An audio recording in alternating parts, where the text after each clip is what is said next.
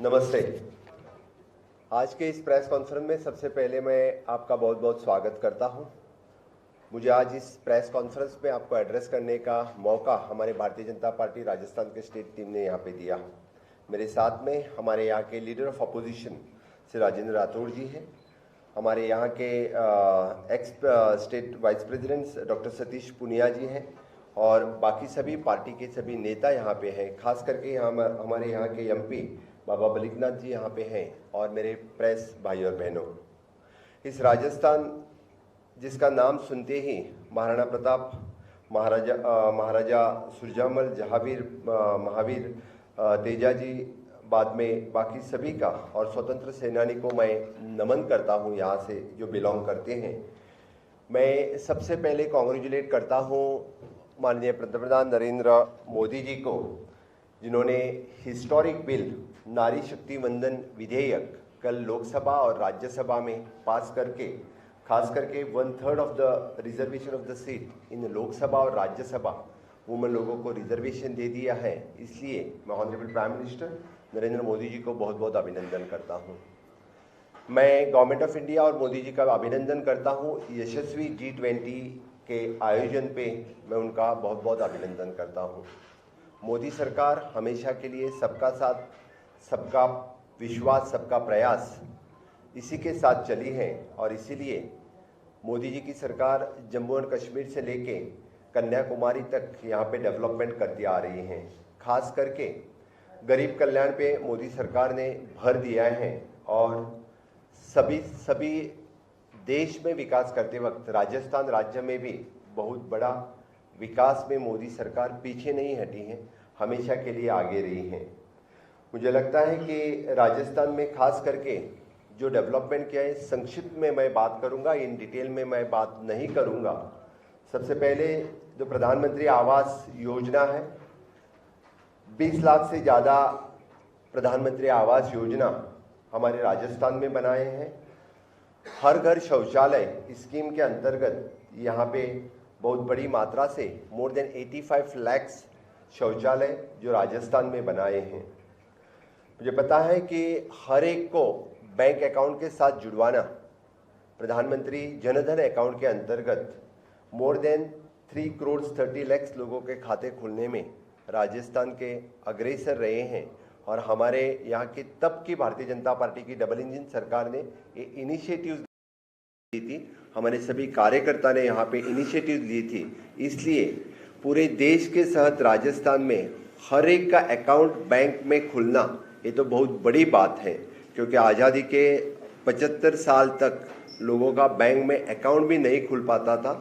लेकिन इस मोदी जी के गवर्नमेंट में कम से कम यानी हम अकाउंट, जनधन अकाउंट के अंतर्गत अकाउंट खुल सके और डायरेक्ट बेनिफिट ट्रांसफ़र DBT जिसको हम बोलते थे, जब पहले यानी गवर्नमेंट ऑफ इंडिया किसी को पैसे भेजते थे तो उसको पंचायत तक आना पड़ता था, वो पंचायत पैसा लेने के लिए। लेकिन मोदी जी के गवर्नमेंट में direct benefit transfer scheme start हो गई है और जो यानी किसानों के पैसे रहने दो या कोविड काल में कुछ अमाउंट ट्रांसफ़र रहने दो, directly transfer into their account.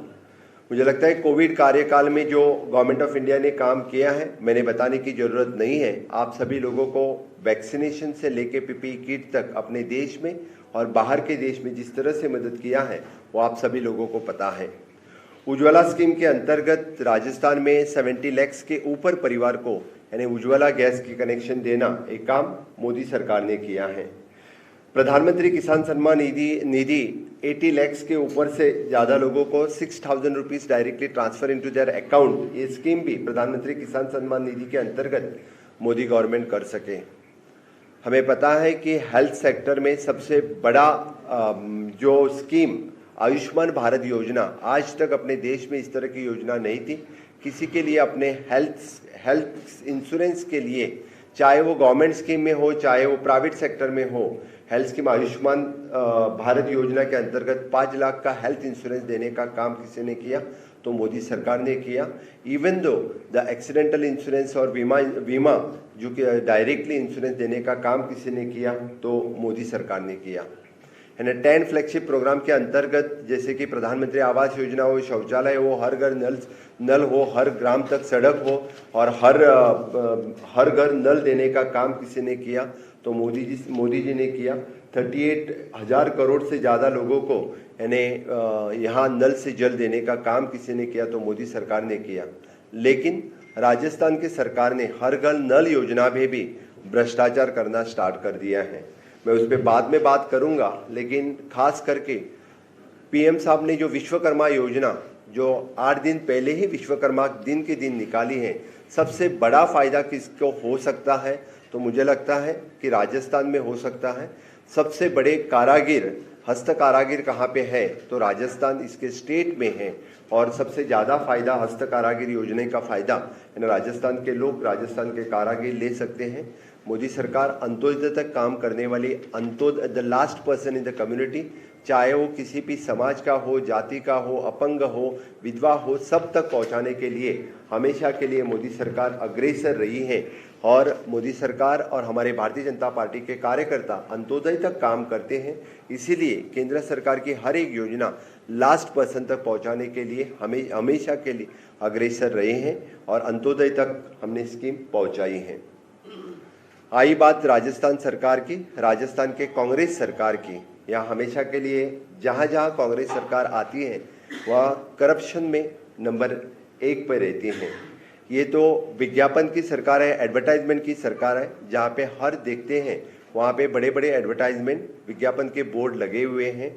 हमेशा की तरह उन्होंने बोर्ड पे एक लिखा है कि वो 2030 तक नंबर 1 में आ जाएंगे। मुझे तो सवाल है कि 2030 तक वो करप्शन में नंबर 1 पे रहेंगे जो अभी है, वो खून मारामारी में नंबर 1 पे रहेंगे, अत्याचार में 1 पे रहेंगे, सनातन हिंदू धर्म का विनाश करने में नंबर 1 पे रहेंगे। इस सभी बात में नंबर 1 पे रहने के लिए उनका एक एक कदम आगे बढ़ते जा रहे हैं। इसलिए मैं यहाँ अपील करने के लिए आया हूँ, मेरे राजस्थान के सभी भाई और बहनों को कहने के लिए आया हूँ, इस सरकार को उखाड़ फेंको, यहाँ पे डबल इंजन की सरकार लाओ। यहाँ पे भारतीय जनता पार्टी की सरकार जो अंत्योदय तत्व तक काम करती है, इनकी सरकार लाने के लिए फिर एक बार हमारी जो परिवर्तन यात्रा निकली है, परिवर्तन यात्रा में जो अफाट प्रतिसाद जो मिल रहा है, निश्चित रूप से मैं कह सकता हूँ कि यहाँ निश्चित रूप से भारतीय जनता पार्टी की डबल इंजन सरकार यहाँ पे आएंगी। कांग्रेस के भ्रष्टाचार में मैंने बोलना चाहिए ऐसे नहीं है, उनके खुद के एमएलए बोल रहे हैं, उनके खुद के मंत्री बोल रहे हैं कि कांग्रेस के सरकार में किस तरह से भ्रष्टाचार जो चल रहा है वो सभी खुलेआम सभी लोग भी बात करने लगे हैं, उनके खुद के नेता बात करने लगे हैं। उनकी भ्रष्टाचार जो लाल डायरी में छुपा हुआ है वो पूरे प्रदेश में लाल डायरी की बात चल रही है। लाल डायरी सभी ने मुझे लगता है कि वो छुपाने में जुटे हुए हैं।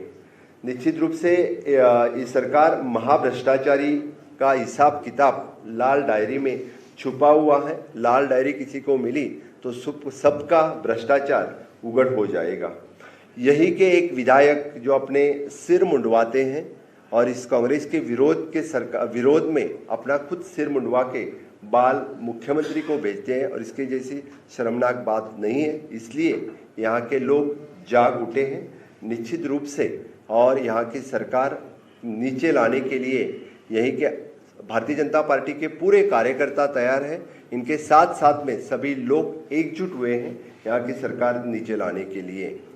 मैं तो बोलता हूँ कि यहाँ के सीएम के कार्यालय के नज़दीक आज तक पैसे का भ्रष्टाचार सुना था, लेकिन यहाँ गवर्नमेंट ऑफिस में गोल्ड मिलना ये तो बहुत बड़ी शर्मनाक बात है इस सरकार के लिए कि यहाँ पैसे ही नहीं लेकिन गोल्ड भी यानी लेने लगे हैं। आई थिंक अप्रॉक्सीमेटली आप लोगों को पता होगा something the 5.3 kg of the gold had found in the government office. इतना बड़ा सभी चीज़ में घोटाला है। सबसे बड़ा घोटाला तो माइन घोटाला है। यहाँ की जो माइंस हमेशा के लिए खनन यहाँ का बहुत बड़ा विभाग रहा है और हमेशा के लिए बड़ा रेवेन्यू गवर्नमेंट के लिए इस खनन से आता है। लेकिन मुझे लगता है यहाँ के कांग्रेस पार्टी खुद के पार्टी के लिए यहाँ का रेवेन्यू यूज़ कर रही है। जैसे यहाँ का मैंने कांग्रेस पार्टी के लिए राजस्थान एक एटीएम हो चुका है। अपनी पार्टी चलाने के लिए ये यहाँ से पैसा निकाल के पार्टी चलाने के लिए भेज देती हैं। इसीलिए लोगों ने जाग उठना चाहिए कि फिर एक बार यहाँ पे भारतीय जनता पार्टी की सरकार लाने के लिए हमेशा के लिए मुझे लगता है कि सभी लोग तैयार हैं। इवन तो यहाँ के ऑफिसर्स ओपनली बात करने लगे हैं, ट्रांसफर्स के लिए भी यहाँ पे पैसे देने पड़ रहे हैं। ये शर्मनाक बात है। मुझे लगता है कि ये कुशासन की सरकार है। इस सरकार को नीचे लाने के लिए यहाँ लोग तैयार हैं। मैं यहाँ के मुख्यमंत्री को एक ही सवाल करता हूँ, आपने गवर्नमेंट आने से पहले जो वादे किए थे, you submit your report card for the public. आपके जो जाहिरनामा था, आपने जो वचन दिए थे सरकार आने से पहले, हम युवकों को इतना मानधन देंगे, हम किसानों के इतना लोन माफ़ कर देंगे, तो सही में आपने किया क्या? You submit your report card for the public of the Rajasthan. तो रिपोर्ट कार्ड देने के बाद पता चलेगा कि आपने कितने वादे किए थे और कितने आपने वादे निभाए हैं। मैं 8 दिन पहले मध्य प्रदेश में था। मध्य प्रदेश में हमारी शिवराज सिंह भारतीय जनता पार्टी की डबल इंजन की सरकार थी। हम जितने वादे करते हैं वही वादे निभाते हैं। हम रिपोर्ट कार्ड लोगों के सामने पेश करते हैं। इसी तहत मैं उनको बता देता हूं कि उन्होंने रिपोर्ट कार्ड पेश करना जरूरी है। यहाँ पे जैसे यहाँ के युवक गवर्नमेंट जॉब के लिए 19 टाइम्स एग्जाम कैंसिल होना, दिस इज अ रिकॉर्ड। किसी राज्य में इतनी बार कौन सी भी पब्लिक कमीशन की हो या स्टेट कमीशंस की हो, एग्जाम कोई कैंसिल नहीं कर सकते। और वो भी मोर देन 1 करोड़ बच्चे जब एग्जाम में बैठते हैं। यहाँ तो पेपर लीक वाली सरकार है। मैं तो स्पष्ट कहूँगा कि हमेशा के लिए जब पेपर लीक वाली सरकार रहती है तो यहाँ के युवकों के लिए काम नहीं मिल सकता है। 5 साल में 19 बार एग्जाम कैंसिल होना, वो भी उन्हीं के मंत्री पेपर लीक कर देते हैं। तो इस तरह की शर्मनाक सरकार सत्ता में नहीं रहनी चाहिए। यहाँ के युवक जाग उठे हैं। यही कि युवक सरकार बदलने के लिए तैयार है। तो 19 टाइम्स एग्जाम कैंसिल करके मुझे लगता है कि ये सरकार फिर से सत्ता में नहीं रहेंगी। यहाँ के मैंने हर एक चीज़ में घोटाला है, हर एक बात पे यहाँ पे घोटाला है। मैं कहूँ तो यानी मुख्यमंत्री के सहित यहाँ के सभी मिनिस्टर्स को भी घोटाले के लिए घर जाना पड़ा, फिर भी उनको एकोमोडेट करने के लिए दूसरा पद देना, ये भी सरकार के लिए बहुत बड़ी शर्मनाक बात है। यहाँ पे मुझे लगता है कि इन्होंने कौन से भी चीज़ में घोटाला करना नहीं छोड़ा है। किसानों को यहाँ पे बेहाल कर दिया है। यानी लोन माफ़ी छोड़ दो, बाकी उनको जो मूल्य देना था उनका धान खरीद के वो भी इन लोगों ने नहीं किया है। यहाँ पे यानी हर एक के साथ जो जिस तरह का बर्ताव हो रहा है, मुझे लगता है कि यहाँ की सरकार जो एक भी वादा इन्होंने जो किया था वो कंप्लीट नहीं कर पाए। इस घोटालेबाज सरकार को वापस से घर भेजने के लिए हमारी परिवर्तन यात्रा जो हर एक कॉन्स्टिट्यूंसी से निकल रही है, वहाँ पे बहुत बड़ा रिस्पांस यहाँ पे मिल रही है। Law and order is the major failure of the Rajasthan. मैं ठाम मत से कह सकता हूँ कि जिस तरह से केसेस दर्ज हो रहे हैं और जिस तरह से यहाँ पे पिछड़े वर्ग पे अत्याचार हो रहा है, महिलाओं पे अत्याचार हो रहा है। थिंक राजस्थान में 56 महीनों में 10 लाख से अधिक मुकदमे दर्ज हो चुके हैं। 7,650 लोगों की हत्या हो चुकी हैं। This is an biggest crime and law order failure in the country. और कौन सा ही राज्य इस तरह से परसेंटेज निकाला तो राजस्थान का number 1 law and order failure में रह सकता है, खून और बाकी सभी कंप्लेंट्स में रह सकता है। इस महिलाओं पे अत्याचार 2 लाख से अधिक मुकदमे दर्ज हो चुके हैं और बाकी दलित पे अत्याचार से यानी बहुत बड़ी यहाँ पे गैंग रेप और बाकी में राजस्थान मुझे लगता है कि सबसे आगे हैं। यहाँ पे साधु संत और पुजारियों की भी हत्या होने लगे हैं। इनका जो इंडी बोल के अलायंस इन्हीं दिनों में जो यूपीए था उन्होंने नाम इंडी दे दिया है। नाम बदलने से कोई नीति नहीं बदलती, नीयत नहीं बदलती, लेकिन इनके अलायंस पार्टनर ने सनातन धर्म खत्म करने की जो बात की है, मुझे लगता है कि राजस्थान सरकार वही कर रहा है। यहाँ का सनातन धर्म ख़त्म करने की बात कोई कर रहा है तो यहाँ का राजस्थान यानी जिस तरह से यानी गौ हत्या बंदी, पुजारी और बाकी हमारे साधु संतों की हत्या, मंदिरों पे बुलडोज़र, ये सब कुछ यहाँ पे दिख रहा है। इसलिए मैं राजस्थान के मेरे सभी भाई और बहनों को यहाँ की सरकार उखाड़ फेंक के फिर एक बार जो डबल इंजन की सरकार इंफ्रास्ट्रक्चर डेवलपमेंट और ह्यूमन डेवलपमेंट में सबसे आगे रही है, सबसे आप देखो तो यानी नंबर 1 पे हमेशा के लिए रही है, वो डबल इंजन सरकार लाने के लिए यानी मैं सब लोगों को आह्वान करूँगा। निश्चित रूप से मैं इस अलवार ज़िले में मैं हूँ तो मैं एक दो सिर्फ जो हरीश जाटव बोल के जिसको पीट कर मारा, उसके मुझे लगता है कि 1 महीने तक उसकी FIR भी लॉन्च नहीं ली, उसके पिताजी ने उसकी खुद आत्महत्या की। इस जैसी शर्मनाक बात नहीं हो सकती है। इस जिले में योगेश जाटव उसको भी मार दिया गया। इस जिले में मैं ढेर सारे नाम बता सकता हूँ, लेकिन जिसके यहाँ के तो एक दलित युवती के साथ पुलिसकर्मी ने भी दुष्कर्म किया है। यहाँ के हर एक मुझे लगता है कि दलित बेटी के साथ उसको गोली मार दी है। इस तरह के ढेर सारे इंसिडेंट्स इस जिले में भी हुए हैं। राजस्थान का एक भी जिला नहीं छूटा है, वहाँ पे दलितों के ऊपर अत्याचार किए हैं। वहाँ पे यानी बाकी सब पे इस तरह का अत्याचार करने वाला, दुष्कर्म करने वाला यहाँ की कांग्रेस की सरकार है। मैं सभी मेरे भाई और बहनों को यहाँ पे फिर एक बार यहाँ की कांग्रेस सरकार हटाओ का जो हमारी परिवर्तन यात्रा में नारा दिया है, निश्चित रूप से हमें पूरी राजस्थान की जनता सहयोग करेगी और फिर एक बार यहाँ पे डबल इंजन की सरकार लाएंगी, ये मैं निश्चित रूप से कहता हूँ।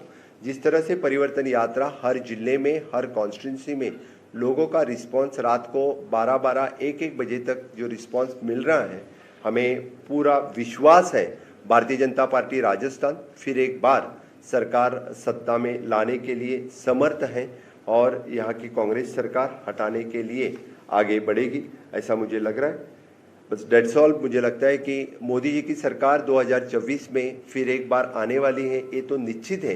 पूरे देश में जिस तरह का G20 का आयोजन और इंफ्रास्ट्रक्चर डेवलपमेंट जो 70 साल में 60 साल में नहीं हो सका था, इस आज़ादी के अमृत काल में हमने जो देखा है, जो डेवलपमेंट वो पहले कभी नहीं देखी थी। स्वच्छ भारत अभियान से लेके डिजिटल इंडिया तक जितने सारे यानी हमने विजन मिशन देखे और आज़ादी के अमृत काल में विजन इंडिया 2047 की बात honourable prime minister Narendra Modi ji ने देखी है। देश विकसित करने की आगे 25 साल की सोच लोगों के सामने रखी है, तो निश्चित रूप से भारत में विकास डबल गति से हो रहा है, जो आज तक कभी नहीं हुआ था। वही विकास आगे बढ़ाने के लिए फिर एक बार राजस्थान की जनता और पूरे देश की जनता मोदी जी को सत्ता में 2024 में लाएंगी, तो राजस्थान में भी भारतीय जनता पार्टी की डबल इंजन सरकार लाने के लिए लोग तैयार हैं। यहाँ के हमारे कार्यकर्ता में बहुत बड़ा उत्साह है, निश्चित रूप से मैं कह सकता हूँ।